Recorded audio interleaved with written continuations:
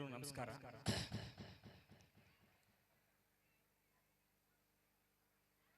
ಈ ದಿನ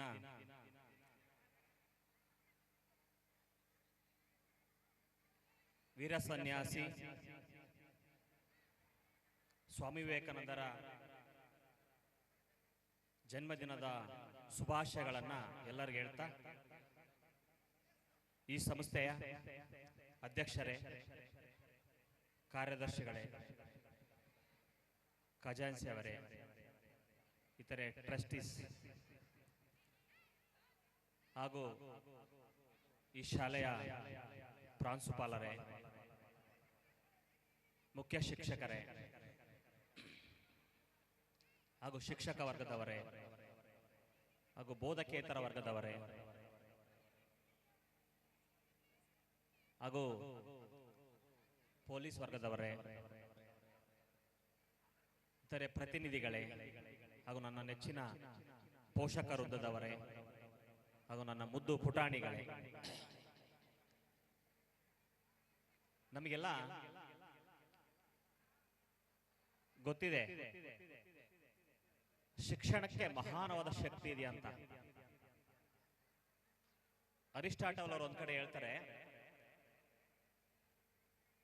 ಶಿಕ್ಷಣದ ಬೇರು ತುಂಬಾ ಕಹಿಯಾಗಿರುತ್ತೆ, ಆದರೆ ಅದರ ಫಲ ತುಂಬಾ ಸಿಹಿಯನ್ನು ಕೊಡುತ್ತದೆ ಅಂತ ಅರಿಸ್ಟಾಟಲ್ ಹೇಳಿದ್ದಾರೆ. ಬಹುಶಃ ಸಾಮಾನ್ಯ ವರ್ಗದವರಿಗೆ, ಬಡವರಿಗೆ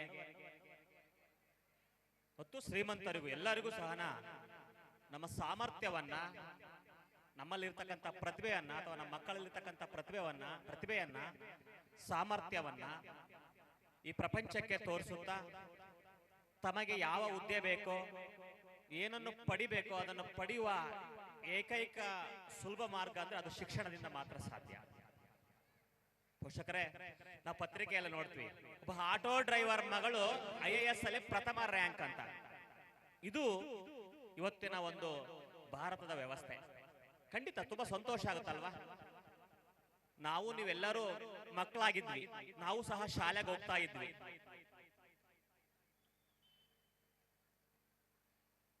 ನಾವು ಓದುವಾಗ ನಮಗೇನು ಗೊತ್ತೇ ಆಗ್ಲಿಲ್ಲ, ಎಜುಕೇಶನ್ ಮುಗಿಸ್ಕೊಂಡು ಅಂತ ಬಂದ್ವಿ. ಬಹುಶಃ ನಮ್ಮ ಮಕ್ಕಳಂಗ ಆಗ್ಬಾರ್ದು, ತುಂಬಾ ಸಾಧಕರಾಗಬೇಕು, ಸಾರ್ಥಕ ಜೀವನವನ್ನ ಮಾಡ್ಕೋಬೇಕು ಅಂತೇಳಿ ಎಲ್ಲಾ ಪೋಷಕರು ಆಸೆಯನ್ನಿಟ್ಟು ಸ್ವಾಮಿ ವಿವೇಕಾನಂದ CBSE ಶಾಲೆಗೆ ಕಳಿಸಿದ್ರ. ನೀವೆಲ್ಲ ಪೋಷಕರೇ, education it is not a get good job, it is way of good life ಅಂತ ಸ್ವಾಮಿ ವಿವೇಕಾನಂದರು ಒಂದು ಹೇಳ್ತಾರೆ. ಶಿಕ್ಷಣ ಅಂದ್ರೆ ಚೆನ್ನಾಗಿ ಓದ್ಬಿಟ್ಟು ಒಂದು ಗೌರ್ಮೆಂಟ್ ಕೆಲಸ ತಗೊಳ್ಳೋದಲ್ಲ ಮುಖ್ಯ, ತಗೊಳ್ಳಿ ಬೇಡ ಅನ್ನಲ್ಲ, ಅದರ ಜೊತೆಗೆ ವೇ ಆಫ್ ಗುಡ್ ಲೈಫ್, ಒಂದು ಸುಂದರವಾದ ಜೀವನವನ್ನ ಸೃಷ್ಟಿಸುವ ವ್ಯವಸ್ಥೆಯನ್ನು ಕೊಡ್ತಕ್ಕಂಥದ್ದೇ ಶಿಕ್ಷಣ ಆಗ್ಬೇಕಾಗಿದೆ. ಬಹುಶಃ ನಮ್ಮ ಶಾಲೆ ಪ್ರಾರಂಭವಾಗಿ ಇವತ್ತಿಗೆ 10 ವರ್ಷ, ಈ ವರ್ಷ 10ನೇ ವರ್ಷ. ತುಂಬಾ ಜನ ಇಂಜಿನಿಯರು, ಡಾಕ್ಟರ್ ಆಗಿದ್ದಾರೆ, ಇನ್ನು ಕೆಲವರು ಇತರೆ ಡಿಗ್ರಿ ಓದ್ತಿದ್ದಾರೆ, ಆಲ್ರೆಡಿ ಕೆಲವರು ಸರ್ಕಾರಿ ನೌಕರಿಯನ್ನ ಪಡೆದಿದ್ದಾರೆ ನಮ್ಮ ಶಾಲೆಯ ವಿದ್ಯಾರ್ಥಿಗಳು. ಬಹುಶಃ ನಮ್ಮ ಶಾಲೆದು ಒಂದು ಸಣ್ಣ ಪಾತ್ರ ಅದರಲ್ಲಿ. ಆ ಮಗು 5ನೇ 10ನೇ ಕ್ಲಾಸ್ ವರೆಗೆ ಓದಿ ಅದ್ರ ನಂತರ PUC ಅನ್ನ ಮುಂದೆ ಸಾಮರ್ಥ್ಯ ಎಕ್ಸಾಮ್ ಎಲ್ಲ ನಡೆಸಿರ್ತಾರೆ. ನೀವೊಂದು ಪ್ರಶ್ನೆ ಕೇಳುವ, ಸ್ವಾಮಿ ವಿವೇಕಾನಂದ ಸೇರ್ಬಿಟ್ರೆ ಮಕ್ಕಳೆಲ್ಲ ತುಂಬಾ ಅದ್ಭುತವಾಗಿ ಕಲ್ತು ಬಿಡ್ತಾರ ಅಂತ. ಗಾಂಧೀಜಿಯವರು ಹೇಳ್ತಾರೆ, ಮಕ್ಕಳಲ್ಲಿ ಅಡಗಿರುವ ಸರ್ವತೋಮುಖ ಅಭಿವೃದ್ಧಿಯನ್ನು ಹೊರ ಹಾಕುವುದೇ ಶಿಕ್ಷಣ. ಅಂದ್ರೆ ಮಕ್ಕಳಲ್ಲಿ ಆಲ್ರೆಡಿ ದೇ ಹ್ಯಾವ್ ಟಾಲೆಂಟ್, ಪ್ರತಿಯೊಬ್ಬರಿಗೆ ಅವ್ರದೇ ಆಗಿರ್ತಕ್ಕಂಥ ಸಾಮರ್ಥ್ಯ ಇರುತ್ತೆ. ಆ ಇರ್ತಕ್ಕಂಥ ಮಕ್ಕಳಿಗೆ ಒಂದು ವೇದಿಕೆಯನ್ನ ಕೊಡ್ತಕ್ಕಂಥದ್ದೇ ವ್ಯವಸ್ಥೆಯೇ ಶಿಕ್ಷಣ ಆಗಿರುತ್ತೆ. ಇಲ್ಲಿ ಬಂದು ಎಲ್ಲರೂ ರ್ಯಾಂಕ್ ತಗೊಳಕ್ಕಾಗಲ್ಲ, ರ್ಯಾಂಕ್ ತಗೊಂಡವರೆಲ್ಲ ಸರ್ಕಾರಿ ಕೆಲಸ ಅಥವಾ ಯಾವುದೋ ಒಂದು ಅಧಿಕಾರಿ ಆಗಕ್ಕಾಗಲ್ಲ. ಬಟ್ ನಾವು ನೀವೆಲ್ಲ ನೋಡಿದ್ವಿ, ಶಿಕ್ಷಣದಲ್ಲಿ ಕಡಿಮೆ ಓದಿರೋ ಸಹ ಉತ್ತಮ ಸಾಧನೆ ಮಾಡಿರ್ತಾರೆ. ಅದಕ್ಕಾಗಿ ಯಾವ ಮಕ್ಕಳನ್ನ ನಾವು ಕೇವಲವಾಗಿ ಕಾಣೋದು ಬೇಡ, ಮಕ್ಕಳನ್ನ ಹೋಲ್ಸೋದು ಬೇಡ. ಪಕ್ಕದ ಮನೆ ಹುಡುಗ ನೋಡಿ ಎಷ್ಟು ಚೆನ್ನಾಗಿ ಸ್ಕೋರ್ ತಗೋತಾನೆ, ಅವನೇ ಆ ಕ್ಲಾಸ್ಗೆ ಫಸ್ಟ್ ರ್ಯಾಂಕ್ ಅಂತೆ, ನೀನ್ ಯಾಕೆ ಅಧಿಕಣೋ ಅಂತ ಮಕ್ಕಳು ಯಾವತ್ತೂ ಅನ್ಬಾರ್ದು. ಅವನಲ್ಲಿ ಏನೋ ಒಂದು ಸಾಮರ್ಥ್ಯ ಇರುತ್ತೆ. ಹಾಗಾಗಿ ಅಂಬೇಡ್ಕರ್ ಒಂದ್ ಕಡೆ ಹೇಳ್ತಾರೆ,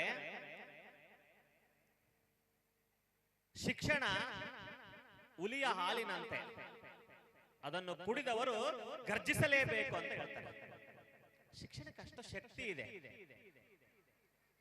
ಇವತ್ತಲ್ಲ, ಹಿಂದೆ ರಾಜರ ಕಾಲ ತಗೊಳ್ರಿ, ಒಬ್ಬ ಜ್ಞಾನಿ ಬಂದಾಗ ಒಬ್ಬ ರಾಜ ಕೂಡ ಗೌರವಿಸಿ ಅವನಿಗೆ ಸನ್ಮಾನಿಸಿರ್ತಕ್ಕಂಥ ಇತಿಹಾಸ ಇದೆ. ಇವತ್ತು ದೊಡ್ಡ ರಾಜಕಾರಣಿಗಳು, ಪ್ರಧಾನ ಮಂತ್ರಿಗಳು, ಮುಖ್ಯಮಂತ್ರಿಗಳು ಯಾರೇ ಇರಲಿ, ಅವರಿಗೆ ಸಲಹೆಗಾರರು ಯಾರಾಗಿರ್ತಾರೆ? That is a power of knowledge. ಶಿಕ್ಷಣಕ್ಕೆ ಅಂತ ಶಕ್ತಿ ಇದೆ. ಒಬ್ಬ ಆಯ್ಕೆ ಆಗಿರ್ತಕ್ಕಂಥ ಪ್ರತಿನಿಧಿ ಒಬ್ಬ IAS ಆಫೀಸರು ಅಥವಾ ಅವನ PA ಅಂತ ಇಟ್ಕೊಳ್ತಾರೆ, ಅದು ಶಿಕ್ಷಣದ ಶಕ್ತಿ. ನಮ್ಮ ಸ್ವಾಮಿ ವಿವೇಕಾನಂದ ಶಾಲೆ 10ನೇ ವರ್ಷ ಕಾಲಿಡ್ತದೆ. ಅದಕ್ಕೆಲ್ಲ ನನ್ನ ಎಲ್ಲಾ ಪೋಷಕ ವೃಂದದವರು, ನಿಮಗೆಲ್ಲ ನಾನು ಚಿರಋಣಿಯಾಗಿರ್ತೇನೆ. ನಿಮ್ಮ ಸಹಕಾರ ತುಂಬಾ ಚೆನ್ನಾಗಿದೆ. ನಮ್ಮ ಶಾಲೆಯಲ್ಲಿ ನಾನು ಶಾಲೆ ಓಪನ್ ಮಾಡಿದಾಗ CBSE ಮಾಡ್ಬೇಕಂತ ಪ್ರಾರಂಭಿಸಿದೆ.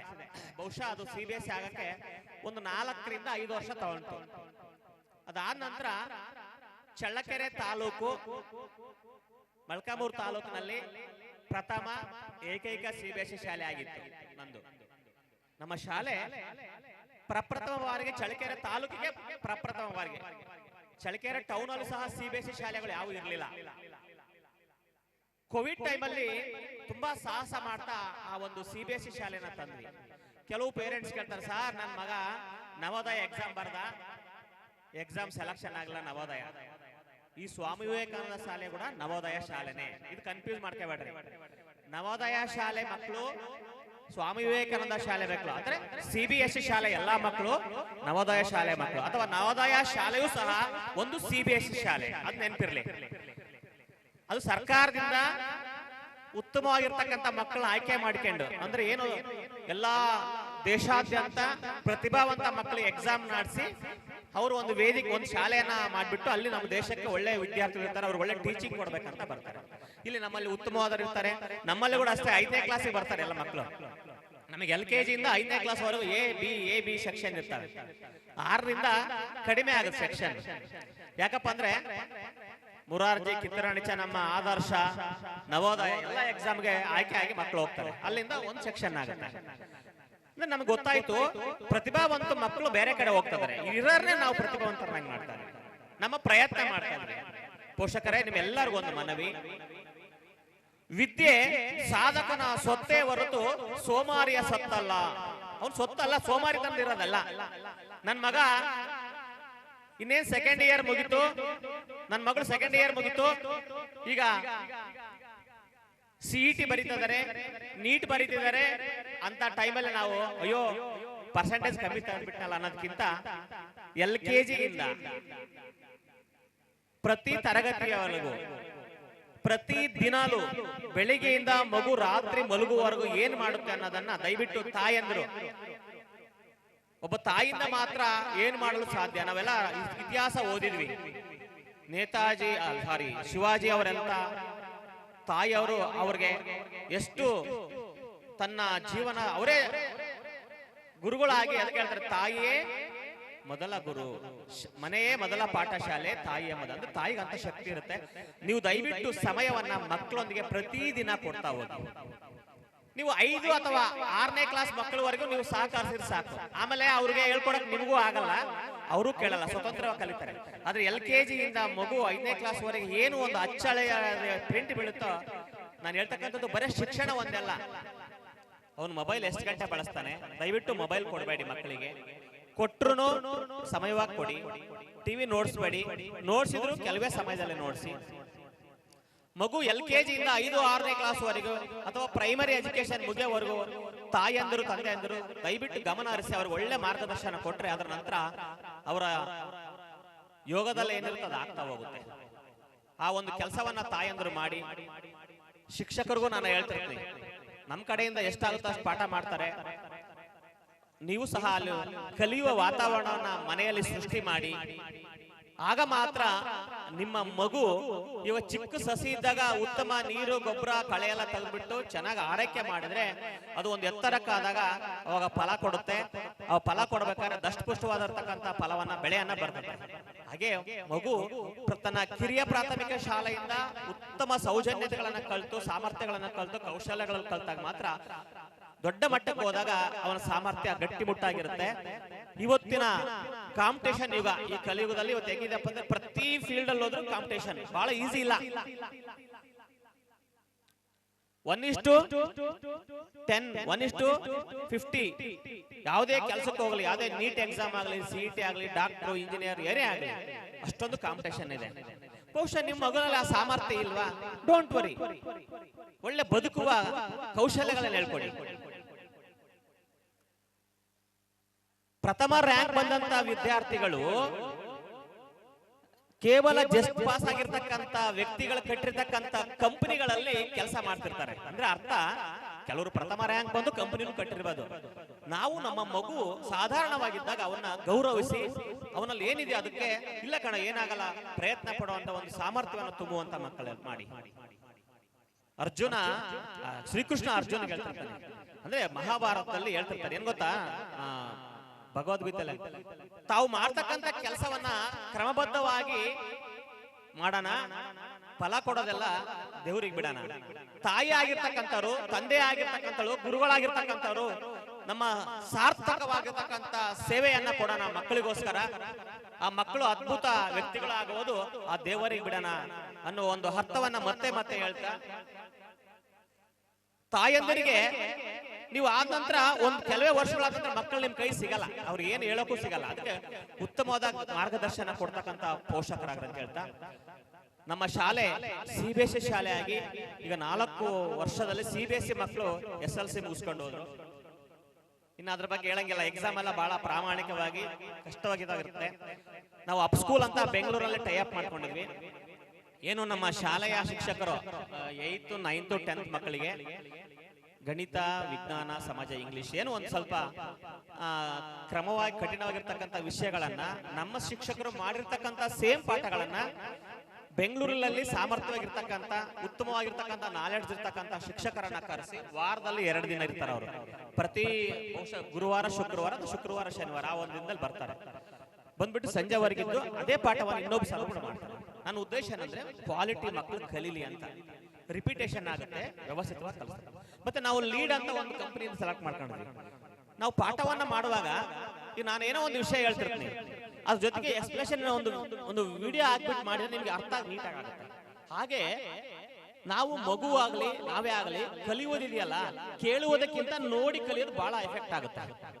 ಹಾಗಾಗಿ ಆ ಒಂದು ಲೀಡ್ ಕಡೆಯಿಂದ ನಾವೊಂದು ಟಿವಿ ಹಾಕ್ಸ್ಬಿಟ್ಟು ಎಲ್ಲ ಆ ಟಿವಿಯಲ್ಲಿ ನಾವು ಏನು ಬೋಧನೆ ಮಾಡ್ತೀವಿ ಅದೆಲ್ಲ ಅಲ್ಲಿ ಫೀಡ್ ಮಾಡಿ ತುಂಬಾ ಅದ್ಭುತವಾಗಿ ಆ ಟೀಚರ್ ಆದರೂ ಒಂದು ಟ್ಯಾಬ್ ಇರುತ್ತೆ, ಅದ ಕಡೆ ಡಿಸ್ಪ್ಲೇ ಮಾಡ್ಕೊಂತ ಅರ್ಥ ಮಾಡಿಸ್ತಾರೆ. ಅಂದ್ರೆ ಅದರಲ್ಲಿ ಕಲಿಯುವ ಸಾಮರ್ಥ್ಯ ಇರುವ ಮಗುವಿಗೆ ಇನ್ನೂ ಮನದಟ್ಟಾಗುವಂತ ಒಂದು ವ್ಯವಸ್ಥೆ. ನಾವು ಲೀಡ್ ಅನ್ನು ಸಹ ವ್ಯವಸ್ಥೆ ಮಾಡ್ತೀವಿ. ಅಪ್ ಸ್ಕೂಲಿಂದ ಅವರು ಬರ್ತಾರೆ. ಮತ್ತೆ ನಮ್ಮ ಡ್ಯಾನ್ಸ್, ನಮ್ಮ ಶಿಕ್ಷಕರದ ಡ್ಯಾನ್ಸ್ ಮಾಸ್ಟರ್ ಬಹುಶಃ ಅವ್ರು ವರ್ಷ ಪೂರ್ತಿ ಡ್ಯಾನ್ಸ್ ಕಲ್ತಾರೆ. ಯಾಕಂದ್ರೆ ಡ್ಯಾನ್ಸ್ ಸಂಗೀತದಲ್ಲಿ ಉಲ್ಲಾಸ ಇರುತ್ತೆ, ಸಂತೋಷ ಇರುತ್ತೆ. ಆ ಮಗು ಆ ಮೂಮೆಂಟ್ ಅಲ್ಲಿ ಎಂಜಾಯ್ ಮಾಡ್ಬೇಕು ಅಂತ ಆ ಮಕ್ಕಳಿಗೆ ಪ್ರತಿದಿನ ಬೆಳಿಗ್ಗೆ ಅಂದ್ರೆ ವಾರದಲ್ಲಿ 2 ದಿನ ಆ ಮಕ್ಕಳಿಗೆ ಎಂಜಾಯ್ ಮಾಡ್ತಾ ಹೋಗ್ತಾ ಇರ್ತಾರೆ. ಮತ್ತೆ ಹ್ಯಾಂಡ್ ರೈಟಿಂಗ್ ಕ್ಲಾಸ್ ಅನ್ನ ತಾಂತಿರ್ತಾರೆ, ಮತ್ತೆ ಡ್ರಾಯಿಂಗ್ ಅನ್ನ ಶಿಕ್ಷಕರು ತಾಂತಿರ್ತಾರೆ. ಈ ವ್ಯವಸ್ಥೆಯನ್ನ ನವೋದಯ ಶಾಲೆಯಲ್ಲಿ ಏನ್ ಮಾಡ್ತಾರೋ ಅವರೆಲ್ಲವನ್ನ ನಮ್ದೇ ಆದ ಮಟ್ಟದಲ್ಲಿ, ನಮ್ದೇ ಆದ ರೀತಿಯಲ್ಲಿ ಆ ಮಕ್ಕಳಿಗೆ ತಲುಪಿಸುವಂತ ವ್ಯವಸ್ಥೆ ಮಾಡ್ತೀವಿ. ಪೋಷಕರೇ, ನಿಮ್ಮ ಏನಾದ್ರೂ ಸಲಹೆಗಳಿದ್ರೆ ಖಂಡಿತ ಮುಕ್ತವಾಗಿ ಬಂದು ಸಲಹೆಗಳನ್ನ ಕೊಡಿ.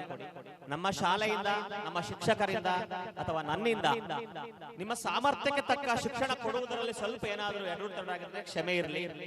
ನಿಮ್ಮ ಸಹಕಾರ ಜೊತೆ ಕೊಡಿ, ನಿಮ್ಮ ಸಲಹೆಗಳು ಕೊಡಿ. ಮಗುವಿಗೆ ಒತ್ತಡ ಹಾಕಬೇಡಿ. ನೀವು ಸಹ ಒಂದು ಹಂತವಾಗಿ ಹೋಗ್ಬೇಕೆ ಹೊರತು ಒಂದೇ ದಿನ ಅದು ಉನ್ನತ ಮಟ್ಟಕ್ಕೆ ಹೋಗಲ್ಲ. ಒಂದು ಸಸಿ ಬೆಳೆದ ಎಷ್ಟು ಸೂಕ್ಷ್ಮ ಬೆಳೆದು ದೊಡ್ಡದ ಮರವಾಗುತ್ತೋ ಆ ತರ ಮಗುವಿನ ಭವಿಷ್ಯಕ್ಕೆ ನಾವು ನೀವೆಲ್ಲರೂ ಸಹಕರಿಸೋಣ ಅಂತ ಹೇಳ್ತಾ, ಏನೇ ಆಗಲಿ ಮಕ್ಕಳ ಸರ್ವತೋಮುಖ ಅಭಿವೃದ್ಧಿ ಆಗಲಿ ಅಂತ ಹೇಳ್ತಾ, ಮನೆಯಲ್ಲಿ ಟಿವಿಗಳನ್ನ ದಯವಿಟ್ಟು ಆನ್ ಮಾಡಬೇಡಿ. ಮೊಬೈಲ್ಗಳನ್ನ ಮಕ್ಕಳಿಗೆ ಕೊಡಬೇಡಿ. ಇವತ್ತು ಮಕ್ಕಳದೆಲ್ಲ ಪರಿಸ್ಥಿತಿ, ತಂದೆ ತಾಯಿಯಂದ್ರು ಸಹ ಮೊಬೈಲ್ ಬಿಟ್ಟಿರಕ್ ಆಗ್ತಿಲ್ಲ. ಆ ಒಂದು ವ್ಯವಸ್ಥೆ ಇವತ್ತು ಆಗಿದೆ.